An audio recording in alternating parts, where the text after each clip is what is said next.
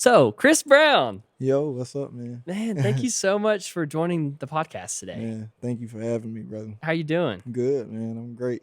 Good. Glad to I be here. haven't seen you since last year, man. Man, it's been a minute, man. You moved away on us, and so Yeah, moved up to Nashville, man. And Chris, I'm so glad to be able to talk to you today in this capacity. Chris and I, we have a good history of doing productions together. Yes, sir. I think the first time we met was it through Tower of Prayer, or was it through? I think it was through Donovan and Devin. It was through Donovan and Devin, Mhm. absolutely. And I know Donovan and Devin through CJ O'Neill. But honored to know you. Been able to do a few live productions for you, and it's been incredible. I always love seeing you play and hearing you sing. Wow. I know you're a writer. Can't nobody. Yes, sir. Yes, Love that sir. song. Yes, Which, sir. hey, are you gonna put that out? Yes, hopefully Okay, soon, man. good. Hopefully soon. I was talking to Tajik last week, and so when you seen us, that what we were kind of like working on then. So That's awesome. Yeah. Tajik is an incredible bassist. Well, he's an incredible musician all around, Mhm. drums and everything, yeah, right? director, whatever. Yeah. He's incredible. I love seeing him Mhm. bouncing around on stage Mhm. too, man. Mhm. It's insane.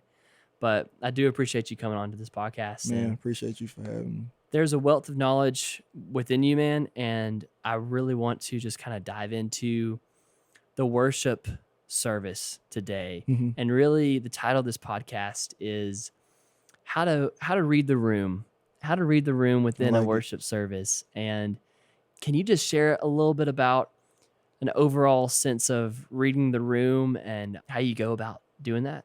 So for me, if it's just, your regular, I guess you say church service, if I'm just going into a place for the first time, I always kind of like try to check for the culture to know where I'm at, to see the dynamic of the room. That way I know if it's any empty space, what to play, and that type of thing. If it's like a service and they title the service, or if it's like a conference and it's like, let's say Favor Conference or something like that, I want to make sure that the energy from time it starts from a music standpoint, that it feels like it's giving the energy to go along with that vibe. So I just kind of scan the room. I look and see the dynamic. I look at what I'm working with. So if it's a Nord, I know I kind of have some of the reverb and different things if we go into worship, so I can approach it with more keys. If it's like a motif, I'll lean more into strings and pads and different things like that. And so Absolutely. I just kind of really scan the room, look at the equipment, know the audience of people, know the band who I'm playing along with. If it's a 2 or 3 piece band, like if it's a 3-piece band, if it's me, drums and bass, then I kind of have somewhat of a approach that fits that dynamic. And then if it's a guitar player added, like a 4-piece band, it's like, okay, now I can play a little bit more with like melody lines. And like if we go big, depending on what type of room it is, it's like I let them take this moment. He's just That's good, kinda, man. Yeah. That's good. A lot of keyboardists, we know how to play the song Mm-hmm. itself, and maybe we can transition between keys, and that we're relatively pretty good at that. But can you share your experience with playing specifically under a pastor preaching, someone preaching in a worship service, or talking at all? How you would go about that, knowing what to play as far as tones and chord structure and melodies? Okay. So if a pastor is speaking, if he's like passive, and not like passive is like, well, if his tone is like low, I don't want to like overdo what he's doing. So it's like I kind of go off of his tone, and then I listen to the words he's saying. And that could be different depending on the service. So if it's like a pastor and his approach is like, I feel, the healer in the room or something like that, and I kind of approach with that, mindset, and like that can be different depending on the musician. But most of the time, if he's talking about healing, if we're in the key of C, if that's where I'm at, I'll be more major, I guess you can say. So like between the 1 and the 4, healing,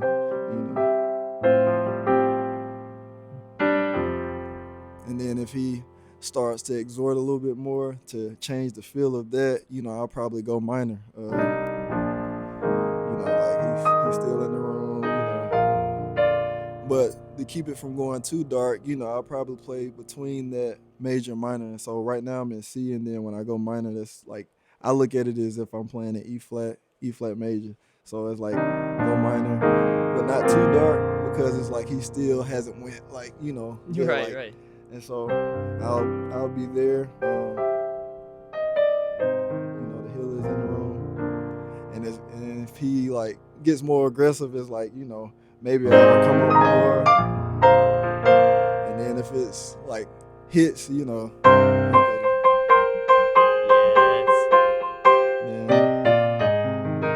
and if I see he's trying to get out of that moment and kind of go back into more of a worship vein, then I'll go back major and see. Mm. Yes. Love that, You man. know, Turn yeah. that down. I love that, man. Play that again. Turn that down. Yes, dude. Love that stuff. Yes, And then dude. if he is talking about a certain subject or something, or I listen to key words. So Mm. if the pastor says God is worthy, a lot of times that one word, whatever word, I feel like he's trying to push into the room, because a lot of times it's like a subject matter that they want to convey in that particular service. So if he's talking about God is worthy, and it's important to know who God is, or, whatever, I'll start thinking of songs that coincide with what it is that he's saying. If I feel like a song is needed, sometimes it'll just flow and you're just playing. But if it's like specific words, so like worthy, at my church, like worthy is your name is like an anthem. So because I know that if he's saying worthy, like I know to get that point across in the room, I'll just go ahead and go there. So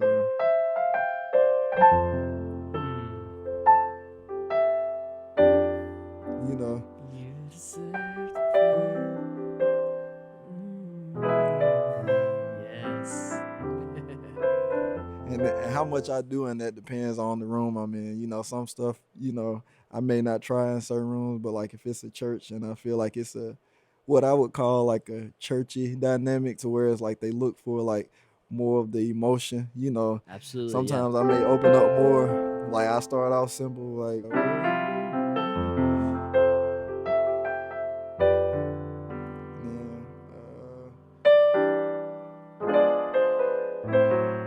Ooh, yeah.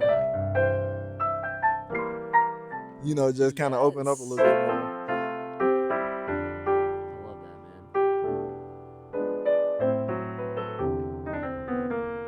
man. You know, Ooh, you know. yes. Yes. But in most cases, I'll start off simple, play the melody, and then as it builds up, just kind of build on that culture. If I'm at like my church, I know I can add some more churchy things. And when I say churchy, I just mean like in the most basic form of that song, you're not gonna hear any flat sevens or anything like that. But like for me, if I'm in that setting, I'll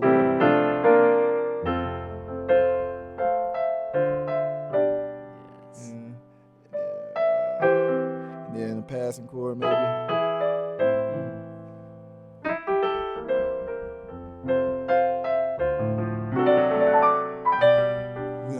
Different stuff like that. But yeah, Dude, that's awesome. man. So That is really great. Now, talk about I love your playing, by the way. It's man, incredible. So thank smooth. you. Tell us a little bit about how do you communicate with other musicians who are following you? Like sometimes Okay. they are the pastor's really getting into it. He's exhorting a lot. How do you direct the band? I guess I want to know, like at your church, they would follow you naturally because they know you, Right. right? And you know how things flow because you know the culture really well. You know Mm-hmm. your pastor really well. Mm-hmm. You know the people. You know the people. You know the congregation really well.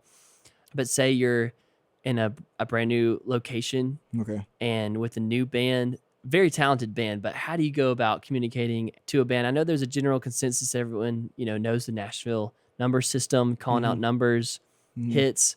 How do you normally go about that? Because right now you're the music director at your church Mm-hmm. in Birmingham, Alabama, Yes, sir. which is incredible, man. So you have a great responsibility there. Tell us kind of your skill set, how you go about doing that. So most time I always ask guys generally, like, if I were to call something, is it better for me to call it from a numbers perspective, or like, do you need me to say the letters, or, what's the best way for me to communicate that to you? And like, if I just say I'm just getting there with my pastor maybe and the musicians are already there, I haven't talked to them before service or anything like that, because it's like it's not many times you get to go into a situation and it's gonna be like prep for. And so it's like if I get there and it's like right on the spot, I kind of like play. But as I'm playing, if it's a talkback situation or the musicians are in close proximity where I can speak, I let them know like, pastor is gonna be doing such and such. He may move here, he may go here. I'm not sure. Sometimes he may go here. Kind of give them a little bit of and I'll kind of gauge what I'll do depending on the response I get from the band. So because I want it to be the best, so if I don't feel like it's gonna go the way it need to go with us doing like all these different hits, like how far I go is kind of dependent on the comfortability of how I feel with the band and Mm, who the band is. right. So if I had to like I'll stay simple. Like in most situations, if they know the number system and it's if it's churchy and we're like more so minor, I'll call like 3, 4, depending on what he is up.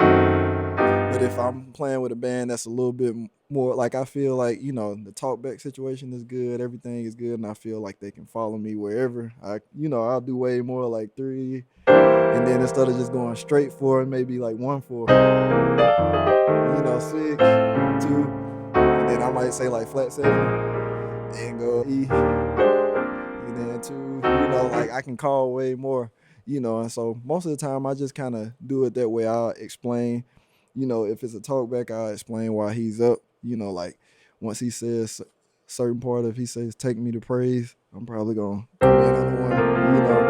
And if it's a mellow moment, instead of us like hitting, it's like, okay, let's swell in here, slowly,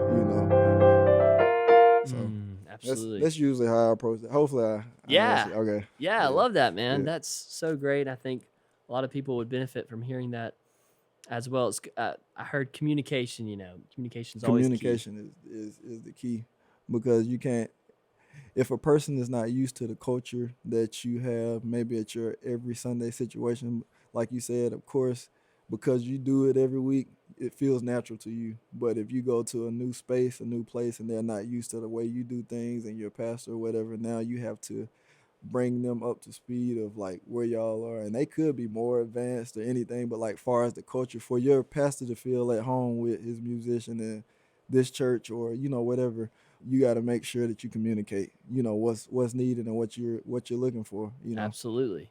Absolutely. Mhm. That is awesome. With your playing, like I said, you're very smooth. Can you tell us about how you learned piano, what age, and just kind of your method for learning the keys?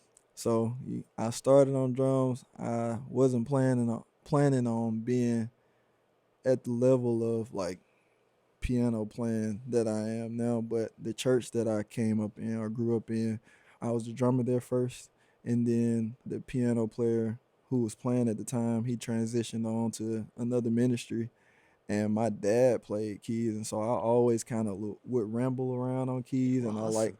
I like to, like, if I was in Walmart as a kid and they had a keyboard in there, I would want that just as much as I would want like a drum, but I wasn't planning on like just playing keys. But at the time, uh, they needed a keyboard player, and it's like, okay, you next type thing, and I was excited about it because I'm like, okay, and never knew that I would be playing like like I do today, but I really didn't practice much. It was like get in service, whatever they sing, I try to play it, and that Yeah. was every week. And so when I started playing, the only keys I played in was C, and I think it was C and B flat. And so every week, luckily I learned the tricks of like using the transpose, at a young age. And I think I was like 9 when I first started playing, like 8 or 9. And so every week with whatever they sang, I'll just pick it up. And most of the time it was like congregational music within our church, like call and response, stuff like have you tried Jesus? He's all right. And because it was the same thing every week, I got a chance to try that same song again. Like whatever I messed up on the week before, like, okay, I get back in there and try it again. And I would try different things that I heard, like maybe on the radio or something like that. And eventually my ear became stronger. But I would say, far as a person who's trying to learn, it was like 2018 before I started to take the craft serious, because up Mm. until 2018, I still only played in like 2 or 3 keys. And so I was like, okay, I really want to learn. I was at Tower Prayer at the time here in Alabama, and I just started to use the number system as like my cheat code, So I was like, okay, if this is the one and this is C, what chords am I using to do? What letters what numbers am I touching to get this chord out? So it's like if I'm on one, it's like certain chords you're gonna find because it's simple stuff, but it's like I would say like if I'm in service, I'm gonna use this, I'm gonna use like, and I would sit down and I was like, okay, because this is a one, what's the one of like the next? Okay, that's the one, and so that's the three, and like I would just that was my method, and I eventually met a guy. He told me about I think it was a circle of fifths, and so I started trying it that way. Absolutely. And so going from like C was like my favorite key at the time. So I went from C to G and from G to D, and just kind of kept going Absolutely. that way. And really, man, honestly, it's hard for me to explain because it's really just a God thing. Like That's it awesome. happened fast. Like in 2018, within like 6 months, like I was playing full Tower Press services in all of my keys, and Yeah. like I had never did that before. Who is someone that is your inspiration? So when I was being inspired in my younger days, I never knew who was playing on certain records. Oh, But right, I right. but from the music and from the sound, like I would, fall in love with just the sound. And so when I was growing and learning, I listened to a lot of like I think like early like Jonathan Nelson at the time. Yeah. And so those guys, whoever he had, well, I know now. So it was like Kenneth Shelton, guys from like Baltimore, a couple of different guys, but like all of those guys were like a huge inspiration. And I didn't know who they were at the time. And like Marvin Sapp stuff, like that's the type of stuff I listened to as a kid. So I was very inspired by that type of stuff. And then when social media came into play, I got inspired by like, guys like Bardor. I think I liked him because he played drums first. And so it's like he Oh, would yeah. get on keys and make a video and it's like, I kind of play keys and it's like, man, but you killing on Yeah. keys. And so like I was inspired by that because it was like a mirror of how I see myself. It's like, I'm a drummer, but I play keys, That's awesome. and so I really liked him and like a lot of those guys who were on those records at the time. And like now that I'm older, like I've listened to people like Oscar Peterson and different people like that just to expand my horizon. But I was really inspired by like a lot of those older records like Marvin Sapp and Jonathan Nelson. And it's so important to Mhm. listen to people Mhm. that we admire Mhm. as students, and we're always constantly learning, Mhm. and until we meet the Lord in heaven, we are always constantly learning and listening to new music, old music, stuff that we love. You can always learn from someone Right. else. Right. Right. Right. Always learn from something else, from someone else. Can you, so getting back on the subject of reading the room, you've talked a little bit about different progressions, minor, Mhm. major, different Mhm. progressions that you can use. Can you kind of tell us different sounds you might use Mhm. within this worship service, whether that be at the beginning or a prayer time, deliverance, altar Mhm. call? Just kind of take us through a whole journey of what you might use on a Nord stage 2, for example. Okay. Yes. So most times, like I feel like in any service, I'm gonna need the piano and the strings. Absolutely. If nothing else, like those two things, because I feel like they the reason I say strings is because I feel like that's the thing that kind of adds the emotion and kind of helps with shifting the room. It's like you can actually hear that we're trying to go somewhere different. Mm, That just that sound is like it has the different effects. So if I'm going like, we were talking like major and minor, if I'm going minor and I'm playing piano, you can still hear that it's minor, but it's like changing that sound into strings helps you to feel that we went somewhere different. Like, like if I'm here and I'm major, but I decide to go like you can tell I went minor, but it's like if I use strings, let's see if I can find it on here. and is Nord, is this your favorite type of keyboard?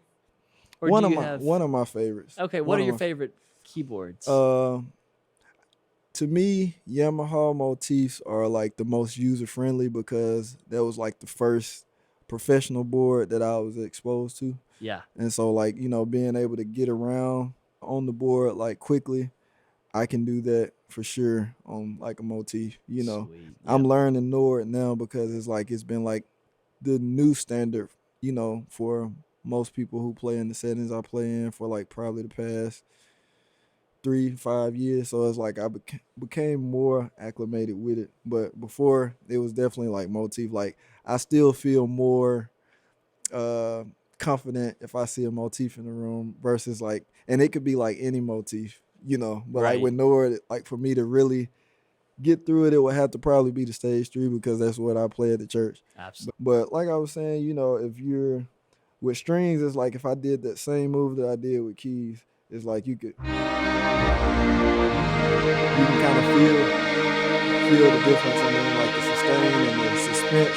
Because it's just like the way I look at it is like if you were watching a scary movie, if they change the sound from like most of the time violin strings to like keys, it's like okay, but when it's strings, it's like you can tell that something's about to happen here. Absolutely. Even if nothing changes on the screen, just through the sound, you can tell like okay, something is about to happen here. Absolutely. Like this is about to be crazy. Right. And so I try to use a sound that I feel like gets that point across. Like That's that's kind good. of like my mentality. So if you need me to play any of that out, I can. Like just Yeah, man. Well, take us through maybe some big dynamic points in the service. Like, take us through if someone is praying for healing or if there's a really big moment in the service that's just very emotional, what you would play versus a very triumphant,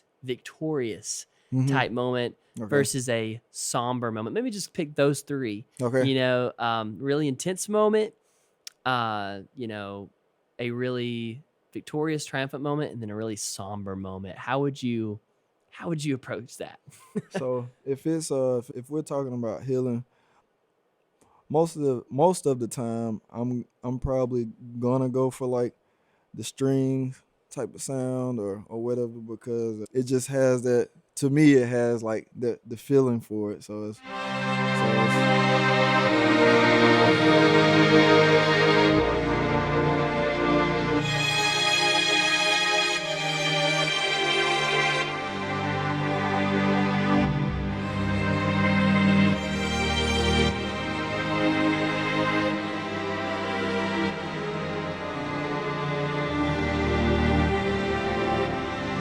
This is kind of just like while they're talking on that and expounding.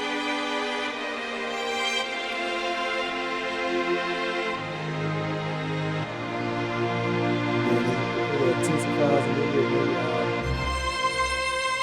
kind of hold out.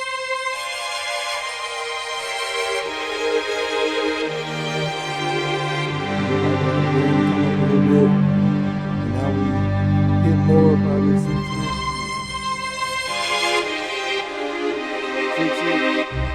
and then maybe go down like 6-5-4, like if it's like a moment in there. So for instance, like most of the time I'm gonna hit depending on what they're saying. So they're like, God, we need you to come in the room.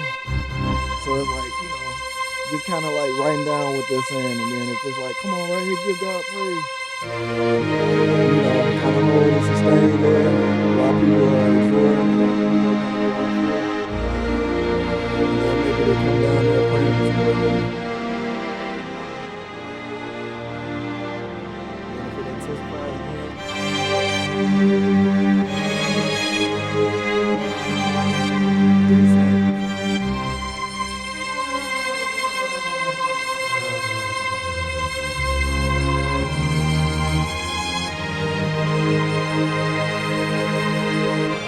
so that's kind of like my approach far as Yes. that. If it's more of a victorious moment, we will probably go from that healing sound,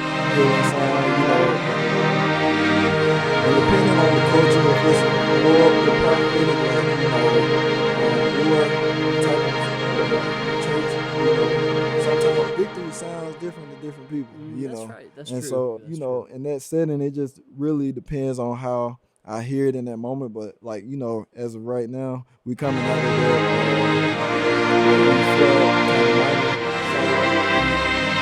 so I would probably from there go to more of the Would you like stay on the strings?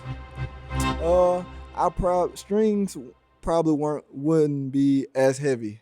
I would probably have strings like sitting under that with like a pad and like if the moment builds up, then I'll bring strings out a little bit more, Yeah. just so you can feel that we're still there and play around and then if it goes, into more of a churchy vein, then I'll of course come out of strings and maybe go more toward leaning on piano EPs and have the organ guy kind of take it a little more, Yeah, if yeah, we're yeah. working with like that type of band. So That's awesome. did I cover all the moments? I know you said Well, what would you do for like a really somber okay. moment? Like a God, your presence is in the room. We all just need to lay flat on our faces, and where no one's speaking at all, and they're just on their faces before the Lord. How would you approach that? No, that would be more like a pad and keys moment. And sometimes So like there's a little arp on that one.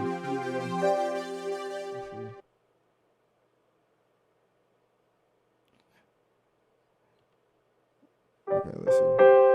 So if it's a Nord, most times I feel like I could get the sound I'm looking for from the keys, even Yeah. without a pad, especially if I have like the reverb there. So I'll just probably turn the reverb up a little bit and just kind of find like a river to kind of flow in. And that in that moment, that would still be kind of like maybe that worship moment came after a song or maybe after the pastor preached. So I would kind of gauge where I go depending on the word in the room, like, at that time. And so I'll kind of like stay in that like worship field until like I hear something. And sometimes you may not hear a song, it may just be a melody. And so for me, I love melodies. I'll kind of,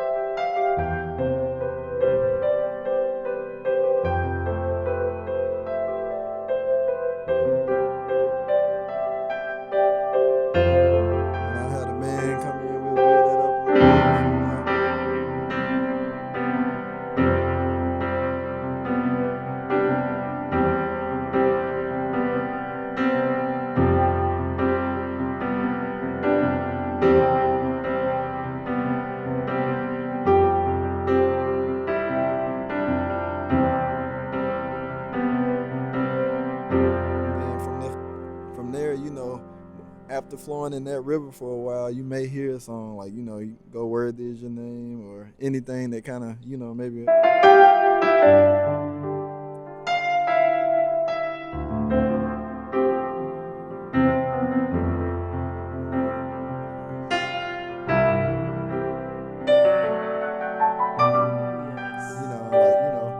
can kind of approach it however, you feel it.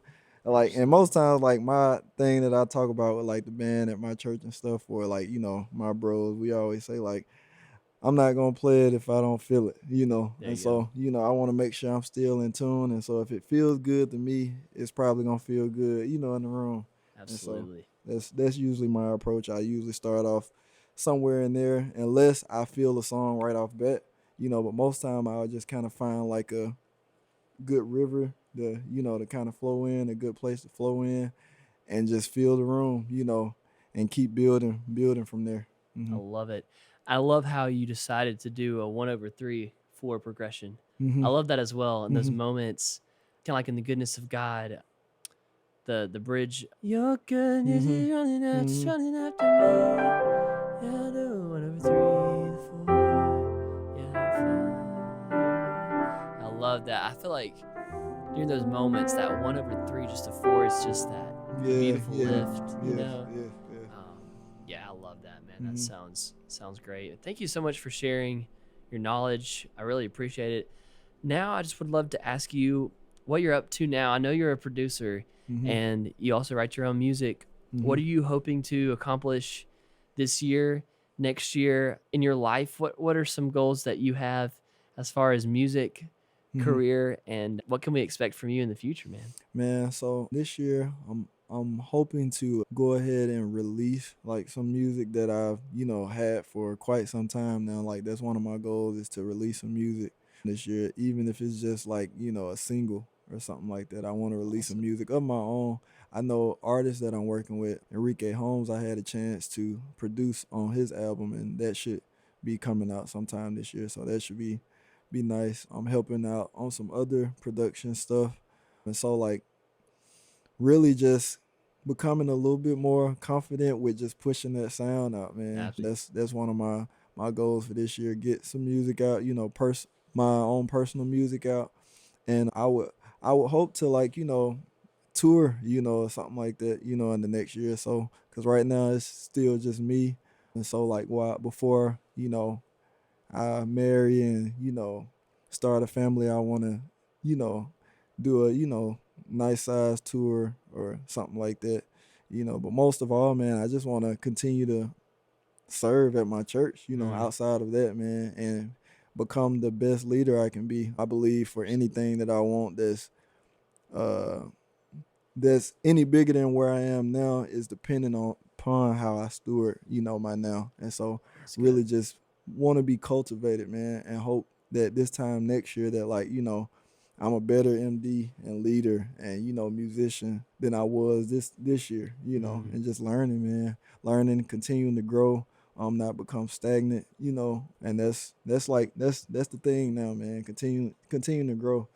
Because where I'm from, a lot of the guys that I looked up to that played then they don't play now. They kind of lost that inspiration and mm. that will to continue to go and evolve. And so for me, man, I never want to stop growing. Like I want Awesome. to I want to continue to go further and not for me, but for the glory of God. I feel like the further I go, the more He gets glory. Yeah. The Yeah. more the more I'm able to accomplish and achieve, the more people pay attention to my God because it's like Mm, it's got to be Him. yes. Yeah. And so yeah, yep, I that's me, love man. that. I want to get some music out, and I just want to continue to get better and evolve. I love that. How can people find you? Where can they follow you on social media? So on Instagram at Christopher Jamon, you can find me there, and on Facebook, I wouldn't type in Chris Brown because it's gonna pop up like the other Chris Brown. Yeah. But Facebook, I'm on there as well. You would probably have to type in Childersburg, or something like that, just so you can find me. But definitely Instagram, and hopefully this year too. I didn't add, but I want to start a YouTube channel and start, just getting more things out there, man. Absolutely. We'd love to tag your other YouTube account when it gets up Yes, and yes, going, sir, and yes, sir. I'll share on my account as well. Okay, So I know my production company, I always love, doing anything with you, and you're a blessing to me, I know, and I love seeing you play, I love seeing you worship.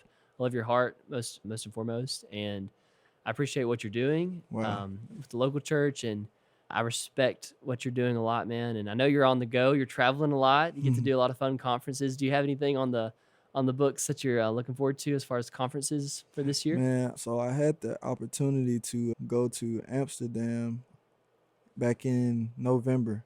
Oh, And awesome. so I'm hoping to actually do that again this coming November That's this year. And great. then there's a few conferences that I do every year around like, the summertime and stuff like that. So I'll be doing those. And right now I'm just kind of, open to whatever, and I know Awesome. once Enrique puts this album out, we'll be doing some, more spot dates and maybe possibly tour stuff. It's exciting, So man. man, it's a lot to look forward to this year. I think this year is gonna be great. That's amazing. Mm, And there are a lot of people that are maybe listening to this, and they're at the beginning of their stage of learning keys, mhm, and maybe they're the person, like when you transition from drums learning keys. mhm, What would you say to yourself, your 9-year-old self, your 12-year-old self, 15-year-old self, learning and playing at your church with small beginnings before you've produced anything, mhm. before you've had anything on your resume? What would you tell yourself? Man, to pace to pace yourself. Everything will make sense, you know, eventually, and so like I didn't even know how much that time was helping me until like now, Mm. And so if I could tell a person anything, it would be to really just pace yourself, take your time, figure out what you need to learn, get around people who are where you want to be. That's Um, so important. Listen to sounds that you feel like connect with you. So if you say like I would love to play for like a Chandler Moore or or anybody like any particular gospel artist, I would listen to that music until it feels a part of me, Yeah, and like absolutely. you don't have to wait until you get on that stage to to do that. It's like a lot of times, like my brother was here, he would tell you, but I remember for certain events and stuff, I would, before I even got a call or opportunity to do that, I was like, I'm gonna set my stuff at home, set my stuff up at home like I'm there,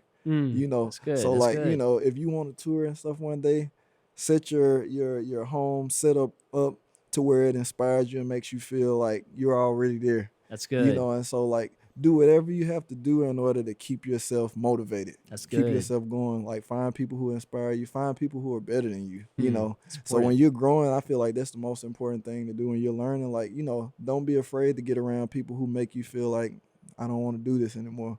Yeah, Because if you continue to do that, if you continue to sit in those rooms, eventually that stuff will wear off on you, absolutely. and like and that would be the main thing, just pace, because I wanted a lot of the things that I see now, but it didn't feel like it could happen in that Mm. moment when I was growing and learning and stuff like that. So it's like, man, I would tell anyone who is trying to build and trying to grow to just pace yourself and get around people who are where you want to be, and people who won't allow you to stay stagnant, people who are going to push you to grow and stuff like that, because That's just awesome. around is everything when you're trying to grow.